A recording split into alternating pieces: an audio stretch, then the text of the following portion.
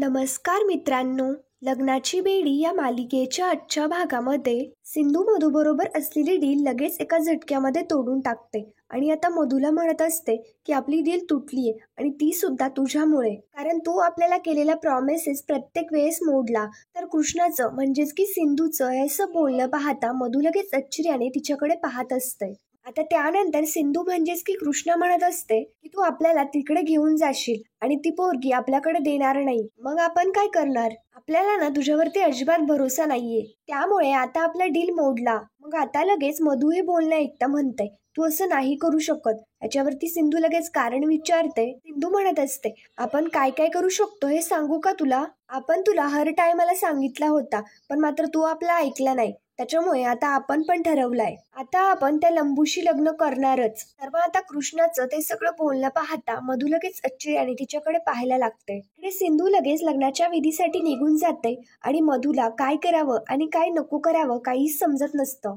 त्यानंतर राघव आणि सिंधू यांच्या लग्नाच्या मंगलाष्टका सुरू असतात. राघव आधीच तयार होऊन लग्नासाठी उभा असतो आणि आता राजश्री आणि गोदा मिळून सिंधूला घेऊन येतात. मग त्यानंतर राघव आणि सिंधू दोघेही लग्नासाठी उभे असतात.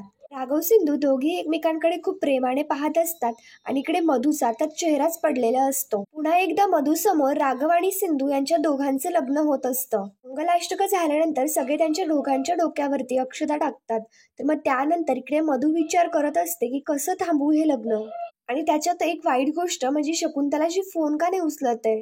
त्यानंतर इकडे गुरुजी सांगतात की दोघांनी सुद्धा एकमेकांच्या गळ्यामध्ये हार घालायचे. तर गुरुजींच्या सांगण्याप्रमाणे सिंधू लगेच राघवच्या गळ्यामध्ये हार घालते आणि मग आता राघव सुद्धा सिंधूच्या गळ्यामध्ये हार घालतो. मग आता राघवला लगेच सिंधू आणि त्याचं घडलेलं जुनं लग्न आठवतं. त्यांना त्यांच्या जुन्या लग्नामध्ये हार घालतानाचे प्रकार आठवत असतात. त्यांच्या लग्नामुळे सगळेच खूप खुश असतात आणि प्रेमाने त्यांच्याकडे पाहत असतात. मग त्यानंतर आता गुरुजी पुढच्या विधींना सुरुवात करतात. गुरुजी एक एक करून विधी करून घेत असतात आणि राघव सिंधू पुढच्या विधीच्या तयारीला लागतात. इकडे मधूचं तर थोबाडच पडलेलं असतं. तिला आता काय करावं, लग्न कसं थांबवावं काहीच समजत नसतं. त्यानंतर गुरुजी मंत्र म्हणत असतात आणि राघव सिंधू दोघेही हात जोडून बसतात. गुरुजींच्या सांगण्याप्रमाणे राघव सुद्धा विधी करत असतो. तर सिंधू विधी करत असते तर सिंधू लगेच इकडे गोदाकडे पाहते आणि तिला कुणावच सांगते की तू जा आता इकडनं. सिंधूची ती भाषा गोदाला सुद्धा समजते आणि ती लगेच सिंधूच्या सांगण्याप्रमाणे तिकडनं निघून जाते. मग त्यानंतर आता बाकीचे विधी संपन्न होतात आणि पुढील विधी लागतात. तर मग आता गुरुजी सांगतात की आपल्याला आता गठबंधनाचे विधी करायचे. तर मग घरातल्या एका सुवासिनीने इकडे समोर या. तर मग राजश्री लगेच गुरुजींच्या सांगण्याप्रमाणे इकडे राघव आणि सिंधूकडे येते. रेश्मा राघव आणि सिंधूची गाठ बांधायला लागते. तर मग लगेच राजश्री म्हणते की रेश्मा इतकी घट्ट गाठ बांध की ती 7 जन्म सुटायला नको. इकडे मधूचा तर ते सगळं पाहता खूपच जळफाट होत असतो. तिला खूप त्रास देखील होत असतो. इकडे काकू ऋतुजा यांना तर या गोष्टीमध्ये थोडाही इंटरेस्ट नसतो. मग त्याच्यानंतर रेश्मा गाठ बांधून तिकडे निघून जाऊ लागते. पण मात्र राजश्री लगेच रेश्माला थांबवत म्हणते रेश्मा कुठे निघालीस, उखाणा कोण घेणार? पण मात्र रेश्माला काय उखाणा जमतच नसतो. त्याच्यामुळे रेश्मा म्हणते काकू मला नाही जमणार हो. पण मात्र राजश्री रेश्माला उखाणा घेण्यासाठी आग्रह करत असते. ऋषभ सुद्धा रेश्माला आग्रह करत असतो की रेश्मा अगं घे ना नाव. तर मग आता ऋषभ म्हटल्यानंतर रेश्माला सुद्धा नाही म्हणता येत नाही आणि ती सुद्धा लगेच उखाणा घेते. रेश्मा सुद्धा इतका छान उखाणा घेते तर सगळ्यांना आवडतो. सगळेच लगेच प्रेमाने टाळ्या वाजवतात. त्याच्यानंतर आता गुरुजी राघवकडे मंगळसूत्र देत म्हणतात हे मंगळसूत्र तुमच्या होणाऱ्या पत्नीच्या गळ्यामध्ये घालायचं. तर मग राघव लगेच ते मंगळसूत्र घेतो आणि ते सिंधूच्या गळ्यामध्ये घालतो. मग त्यानंतर राघव आणि सिंधू दोघेही खूप प्रेमाने एकमेकांकडे पाहत असतात. तेव्हा सुद्धा राघवला जुने प्रकार आठवत असतात की म्हणजे पहिल्यांदी राघवने जेव्हा सिंधूच्या गळ्यामध्ये मंगळसूत्र घातलेलं असतं तो प्रकार आठवत असतो. इकडे राजश्री रेश्मा सगळेच खूप खुश असतात. मग त्याच्यानंतर गुरुजी राजश्रीला ओटीचं नारळ आणायला लावतो. राजश्री नारळ आणण्यासाठी जाते. मग त्यानंतर इकडे गुरुजी राघव आणि सिंधूला म्हणतात की आपण सप्तपदीला सुरुवात करूयात आणि गुरुजी सप्तपदीचा अर्थ त्यांच्या दोघांना समजावून सांगत असतात. तर गुरुजी सांगतात सप्तपदी म्हणजे 7 वचनामध्ये बांधले जाणं. आता इकडे सप्तपदी म्हटल्यानंतर मधूची तर चिलबिचिलच व्हायला लागते. मधू लगेच विचार करू लागते सप्तपदी हे विधी काय मी होऊ देणार नाही. मला काहीही करून हे लग्न थांबवायलाच हवं. आणि मधू विचार करत असते की मी नेमकं हे लग्न कसं थांबवू. मधूकडे तितका वेळही नसतो आणि लग्न थांबवण्यासाठी कारण सुद्धा नसतं. मग त्यानंतर मधूच्या डोक्यामध्ये तेवढ्यात एक आयडिया येते आणि मधू विचार करते की अरे हो, हे लग्न फक्त एकच व्यक्ती थांबवू शकते आणि हा विचार माझ्या डोक्यामध्ये आधी का नाही आला. आणि मधू लगेच तिकडे निघून जाते. तर मग त्यानंतर इकडे राजेश्री रूममध्ये ओटीचं नारळ आणण्यासाठी आलेली असते. तर मधू लगेच इकडे राजेश्रीकडे येते. म्हणजेच की मधूला असं वाटत असतं की राजेश्री हे लग्न थांबवणार. मधू राजेश्रीकडे येते आणि तिला म्हणते, आई मला तुमच्याशी जरा महत्वाचं बोलायचंय. राजेश्री मात्र म्हणत असते, आत्ता नको, गुरुजींनी ओटी मागितली ना त्याच्यामुळे उशीर नको व्हायला.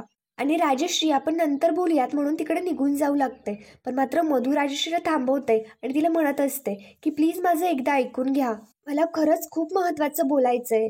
राजेश्री म्हणत असते, अगं आपल्याला उशीर होईल, नंतर बोलूयात ना. पण मात्र मधू डिरेक्ट राजेश्रीला म्हणून टाकते की आई हे लग्न थांबवा, हे लग्न नाही होऊ शकत. तर मग लग्न थांबवा असं ऐकल्यानंतर राजेश्री लगेच आश्चर्याने मधूकडे पाहायला लागते. मग त्यानंतर राघव आणि सिंधू दोघेही सप्तपदीच्या तयारीला लागतात. गुरुजी आता सप्तपदीचा पहिला अर्थ सांगू लागतात की ही सप्तपदीची पहिली सुपारी, म्हणजेच की ही सुपारी लक्ष्मीची असते. कारण लक्ष्मी सदैव माझ्या घरामध्ये टिकून राहावी आणि सुनेच्या रूपामध्ये घरात लक्ष्मी यावी म्हणून ही सुपारी असते. गुरुजी सिंधूला म्हणतात, उजव्या पायाच्या अंगठ्याने ही सुपारी हळवारपणे बाजूला करायची. राघव लगेच सिंधूच्या खांद्यावरती हात ठेवतो. सिंधू आणि राघव दोघी पहिला फेरा मारतात आणि सिंधू हळवारपणे तिच्या पायाच्या अंगठ्याने सुपारी बाजूला घेते. आता त्यानंतर गुरुजी दुसऱ्या वचनाचा अर्थ सांगू लागतात. गुरुजी म्हणत असतात, घरामध्ये येणाऱ्या अडीअडचणींना सामोरं जाण्यासाठी 2 हात करणाऱ्या लक्ष्मी म्हणून मी सदैव उभी राहीन असं म्हणणारं हे दुसरं वचन. सिंधू आणि राघव दोघी बरोबर सप्तपदीचे फेरे घेतात आणि सिंधू राघव दुसरं वचन सुद्धा पार करतात. तर मग त्यानंतर गुरुजी एकेका वचनाचा अर्थ समजावून सांगत असतात आणि सिंधू राघव दोघी 7 जन्माचे फेरे घेत असतात. त्यानंतर इकडे दुसरीकडे मधूचं ते सगळं बोलणं पाहता राजेश्री चिडते आणि लगेच तिच्यावरती ओढत म्हणते, अगं तू काय बोलतीयस, डोकं ठिकाण्यावरती आहे का तुझं. मधू म्हणत असते, आई प्लीज मी खरं बोलते, आत्ताच्या आत्ता हे लग्न थांबवा, हे जर लग्न थांबलं नाही ना तर खूप मोठा प्रॉब्लेम होईल. मधूचं हे सगळं बोलणं राजेश्रीला काही ऐकवतच नाही आणि राजेश्री मागचा पुढचा कुठलाही विचार न करता मधूच्या सणकण थोबाडीत देते. मधू देखील शांत होते आणि आश्चर्याने राजेश्रीकडे पाहत असते. तर मग आता इकडे राघव आणि सिंधू दोघेही फेरे घेत असताना 6 फेरे पूर्ण करतात. आता 7वा फेरा येतो. गुरुजी आता त्यांना 7व्या फेऱ्याचा अर्थ समजावून सांगू लागतात.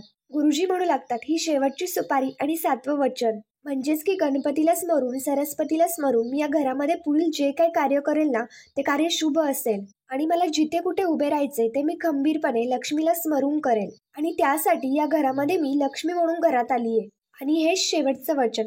तर सिंधू सुद्धा सगळी वचनं एकदम शांतपणे ऐकत असते आणि त्या वचनांचा अर्थ सुद्धा समजावून घेत असते. मग आता त्यानंतर सिंधू 7वी सुपारी लोटायला लागते. पण मात्र तेवढ्यात लगेच तिथे राजेश्री आणि मधू येतात. राजेश्री लगेच सिंधू आणि राघवला थांबायला लावते. राजेश्रीचं असं बोलणं ऐकता सगळेच आश्चर्याने तिच्याकडे पाहायला लागतात. मधू इकडे राघव आणि सिंधूकडे येते आणि त्यांना म्हणते की हे लग्न नाही होऊ शकत. सगळे आश्चर्याने ते बोलणं ऐकत असतात. आता सिंधू लगेच म्हणते, काय झाला, याचं लग्न नाही होऊ शकत अचानक येऊन कशी म्हणू शकतेस. अगं हे सुंदरी, इतके दिवस झाले सगळेजण या लग्नाची तयारी करतायत, तुला दिसलं नाही का. अगं हे काय टाइमपास मधलं लग्न नाहीये, ते खरं लग्न आहे. अशी विलन सारखी आली आणि म्हणली की लग्न नाही होऊ शकत, थांबवा, असं नाही चालत ग. मग आता त्यानंतर मधू म्हणत असते, तुला मस्करी सुचतीये का, मी हे लग्न नेमकं का थांबवती ना तुला नाही माहिती. इतके दिवस मी गप्प राहिले पण आता नाही, आता मी अजिबात गप्प नाही राहणार. त्याच्यानंतर मधू डायरेक्ट राजेश्रीला सांगून टाकते की आई ही सिंधू नाही तर ही कृष्ण आहे. सगळ्यांनाच लगेच धक्का बसतो आणि सगळे आश्चर्याने मधूकडे पाहत असतात. आता राघव मधूला म्हणत असतो, अगं मधू काय करतेयस, आईला याने त्रास होईल. पण मात्र मधू राघवला शांत करत म्हणते, राघव तू शांत हो, कारण आईला सगळं काही माहितीये. सिंधू बोलायला लागते पण मधू लगेच तिला थांबवत म्हणते, हे शांत बस, खूप ऐकलं आता तुझं, पण आता नाही. मधू राघवला म्हणू लागते, राघव तू हिला ओळखत नाही, तू हिला जितकं वरवर ओळखतोस ना तितकी तशी अजिबात नाहीये. मधू म्हणत असते, आता तुला जर हिचं सत्य कळालं ना तर तू सुद्धा हिच्याशी लग्न नाही करणार. त्याच्यानंतर मधू खूप पोटतिडकीने सांगत असते, राघवारीने आपल्याला सिंधू म्हणून फसवलंय. आता रेश्मा मधूला समजावून सांगू लागते आणि मधूला म्हणते, अहो वहिनी, राघव भाऊजी राजेश्री काकूसाठीच तर हिला या घरामध्ये घेऊन आले होते ना, आणि ही कृष्ण आहे आपल्या सगळ्यांनाच माहितीये, फक्त राजेश्री काकूंना माहिती नव्हतं. आता मधू बोलते, हो अगदी बरोबर बोललीस, आपल्याला माहिती होतं पण मात्र आईंना नाही. आईंनी हिला सिंधू समजलं, आईंनी हिच्यावरती सिंधू म्हणून प्रेम केलं, विश्वास दाखवला, पण मात्र हिने काय केलं, तो विश्वासघात केला. हिने आईंच्या प्रेमाचा विश्वासाचा गैरफायदा घेतला. आता सिंधू आणि राघव फक्त आश्चर्याने मधूचं ते सगळं बोलणं ऐकून घेत असतात. ते याच्यावरती काहीही बोलत नाही. आणि इकडे आई सत्य समजल्यानंतर तर राजेश्रीला खूप वाईट वाटत असतं. मधू म्हणत असते, आईने सिंधू समजून हिचं लग्न राघवशी लावून द्यायचं ठरवलं, पण मात्र ही सुद्धा किती निर्लज्ज आहे. सिंधू समजून इथे मंडपामध्ये उभी राहिलीये. मधू म्हणत असते, राघव अरे दुसरं काहीच नाहीये, हिचा फक्त या घरावरती आणि या घरावरच्या संपत्तीवरती डोळा आहे. तर मग राजेश्री या प्रकरणामुळे खूपच अपसेट झालेली असते आणि ती लगेच रडत रडत सिंधूला विचारते, का केलं तू असं? तर मग राजेश्रीला लगेच चक्कर येते आणि ती खाली बसते. मग त्याच्यानंतर राघव आणि सिंधू दोघेही तिच्या जवळ जातात. मग त्यानंतर राजेश्री म्हणू लागते, का केलंस तू असं? मी आत्तापर्यंत जिला माझी सिंधू समजत होते ती आपली सिंधू नव्हती. राजेश्री राघवला म्हणते, माझ्याकडनं एवढी मोठी चुकी झालीच कशी की मी या चोरट्या मुलीला सिंधू समजले. माझ्या सिंधूच्या नखाची तरी सर आहे का तुला? याच्यावरती सिंधू लगेच तिच्या भाषेत बोलू लागते आणि राजेश्रीला म्हणू लागते की आई असं काहीही नाहीये, मी सिंधूच आहे, मी सगळं तुम्हाला सविस्तर सांगते. पण मात्र मधू मध्येच बोलत म्हणते, नाही त्याची काहीच गरज नाहीये, मी सांगते सविस्तर तू कोण आहे.